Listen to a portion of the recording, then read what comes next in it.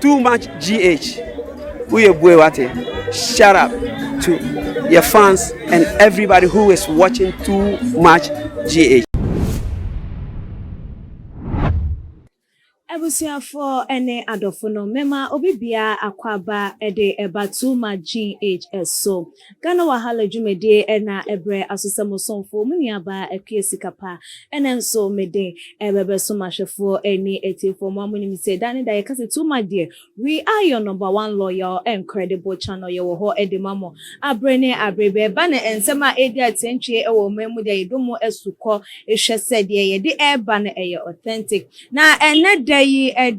Franka Tunia wojina here on the thickets of NDC Amanyoko no ye former president John Dramani Mahama na wode adesrede atu Supreme Court to enimu efa ye court hearing nsema ebekoso fa abatwa ye to ye December 7th enti ase anya dwuma amfa ama wo mo mususu se enwiemu akoso ama enuntinu omuhu ni se transparency ankoso enti se wo hu behia so omde beko court na ama court nsusu ahwehwe eye ensem nimu any EC declaration no nonsense se de be ya pepepe ye ebetimi aba na wo machitafo nsusu asumatimi aju wo mo na wo makoma etimi ato wo mo yem na eno na chese ene dayi na omudisi honum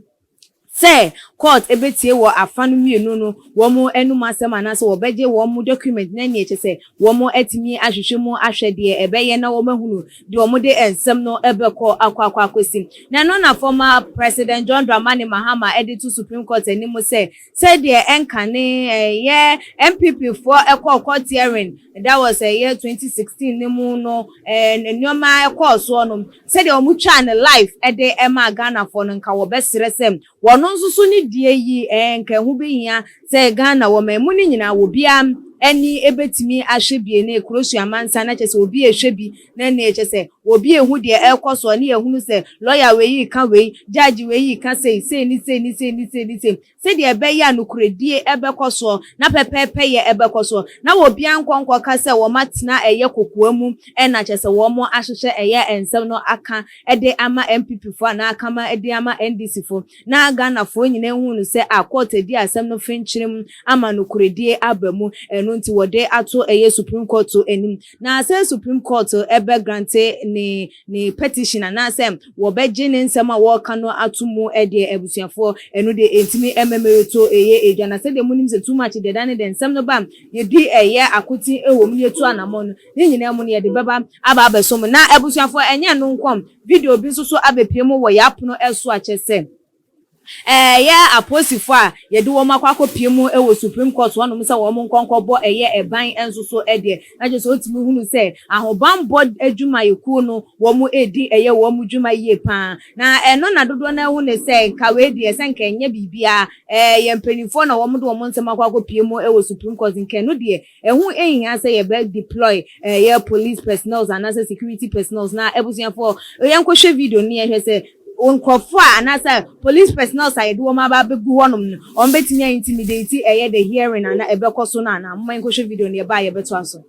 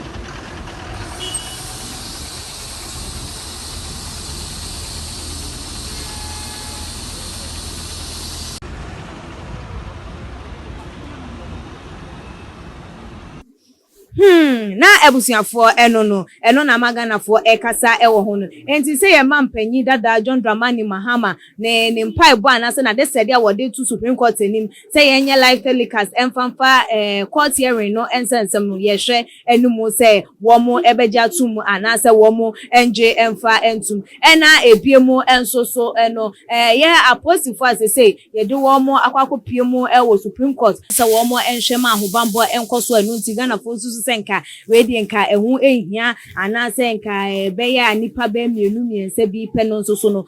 sen na wo hunu esi elfa na ansa nam di esi ne mampanyi ne adesade a wode etu eye eja no yi efri ye 69C section 4 was the provision is made for proceedings of the court to be transmitted live of the court to determine, and 4A, B, and C provides the dismissal of the petition when petitioner fails to file process regarding the petition within the time sacrificed by the law, or to hear and determine the petition where respondents fail to file and their answer, or fail to file their proceeding regardless to their answer within the specific time. Into way any a year and so much as what the to a year eja ohun say who be here na wo mo enhwe na wo mo nya bibi emfa ho emano na yentimi enko year life no bia ehunu eye eso woni ne ya adwen ewo ho se enam se ya ye ede ama ebinu mo pen enti no se wo no so de sa de srede ne etu eye eja ewo se court no enti na wonye emfa emana na fo adwen twa wo fa ansem yi hu ebetu eja Tuma GH comment section, like videos now share all the social media platform so follow your IG page near Twitter page so Tuma GH _ Facebook Tuma GH Ekrieskapa enemy that's the name Libasane Makramo.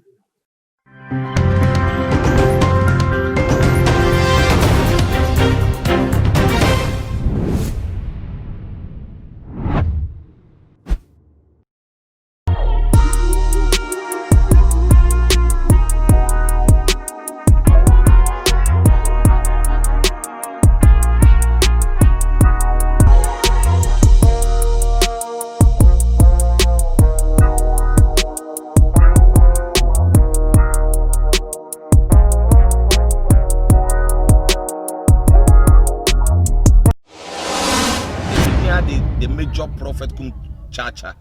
on say me catch was say bomoden na hwe too much GH on say me kan ye nyene bone pa na kase epe wo wi ase ya asonde nti na Adam wo hu nyame ye no nyam no wo hu ne ma bi a wo hwehwehwehwe e wo other place ne ade kat won na bomoden na be hwe too much GH be hwe na subscribe bomoden o be hwe pe na wa ye subscribe o subscribe